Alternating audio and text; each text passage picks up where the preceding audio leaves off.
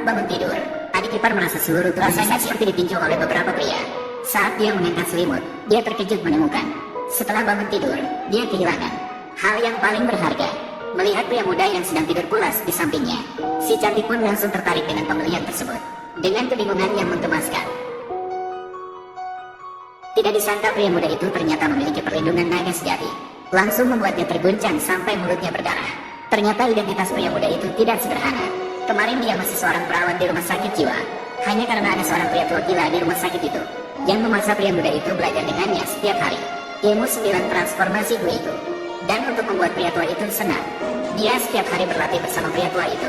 Namun pada saat ini, pria muda itu tidak menyadari bahwa dia telah menguasai ilmu bela diri tertinggi. Namun pada hari itu, dia sendirian sambil minum pipuk. Siapa sangka, dia justru menarik perhatian seorang wanita cantik yang mabuk. Pemuda itu melihat wanita itu berkulit putih, cantik, dan memiliki kaki panjang. Seketika dia terpesona olehnya. Wanita cantik itu segera meraih minuman di tangan pria itu, lalu langsung meminumnya habis. Tapi tiba-tiba dia tidak kuat setelah meminumnya. Kejadian ini ternyata dilihat oleh beberapa preman. Maka mereka segera mendekat dan mengajaknya berbicara. Namun wanita cantik itu sama sekali tidak menghiraukan mereka. Dia langsung menepis tangan preman itu. Preman itu marah karena wanita itu menolak minum sebagai hukuman. Dia segera mengeluarkan setepok uang untuk memberikannya pada wanita itu. Namun wanita itu sama sekali tidak tertarik dengan uang itu. Langsung saja dia mencemooh preman itu sebagai kata buruk. Sang preman marah dan langsung ingin membawa pergi wanita itu. Namun wanita itu malah mengangkat botol minuman dan langsung memecahkannya di kepala preman itu.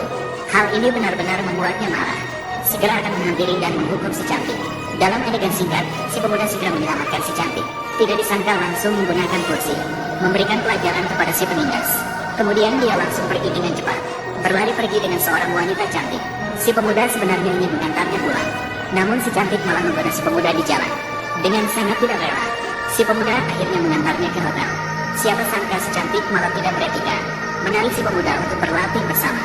Keesokan harinya, setelah si cantik bangun, maka terjadi adegan awal. Saat itu si pemuda juga bangun dari tidurnya. Dalam adegan singkat, langsung mengangkat celananya dan hendak lari. Selamat pagi, kamu berbaliklah.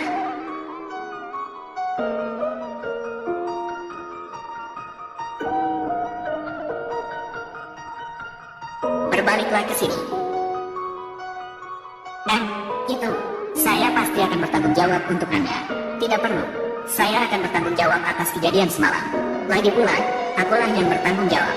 Sebenarnya saya hanya seorang perawat kecil di panti rehabilitasi. Gajian sebulan cuma 3.000. Tapi aku bersumpah, saya pasti akan bekerja keras untuk menghasilkan uang di masa depan. Gajian di masa depan akan kugunakan untukmu. Aku pasti akan membuatmu hidup dengan baik. Kalau tidak, semoga langit menghukumku. Kamu yang seperti ini masih berani bersumpah. Kamu tahu tidak, jika melanggar sumpah, akan dihukum oleh langit. Aku memang begitu. Maksudku adalah, aku ingin mengatakan, baiklah, aku tahu kamu sungguh-sungguh. Kapan kita akan menikah? Si bocah tadi bilang akan bertanggung jawab padaku. Sekarang dia tidak mau mengakui. Bukan. Jadi begini, itu.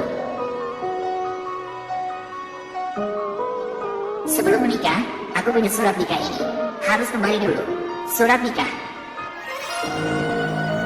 Baiklah, berkali-kali bilang akan bertanggung jawab padaku. Tapi kau masih punya tunangan. Bukan. Jangan salah paham. Dia adalah seorang kakek dari panti jompo. Dia bersikeras memberikannya padaku.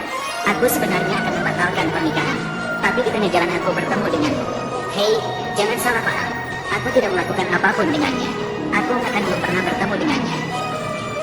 Apakah kamu tahu siapa orang dalam surat pernikahan ini?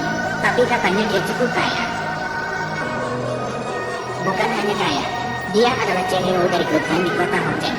Kekayaannya mencapai triliunan. Sementara itu, dia memiliki postur tubuh yang anggun. Dianggap sebagai wanita tercantik di selatan sungai Yangtze. Tapi kamu akan menikahinya. Tidak perlu membayar mahar, malah harus memberikan mas kawin sebesar 10 miliar. Kontrak pernikahan yang begitu bagus. Apakah kamu rela membatalkannya? Ternyata dia begitu kaya. Apakah kamu menyesal? Bukan. Kontrak pernikahan ini sebenarnya tidak bisa dijalankan. Lagi pula, dia adalah seorang CEO triliunan. Saya hanyalah seorang kecil. Ini adalah pernikahan yang tidak cocok. Meskipun dipaksakan untuk bersama, semua orang tidak nyaman. Tenang saja, aku pasti akan membatalkan kontrak pernikahan ini dan kemudian menikahimu. Aku bersumpah.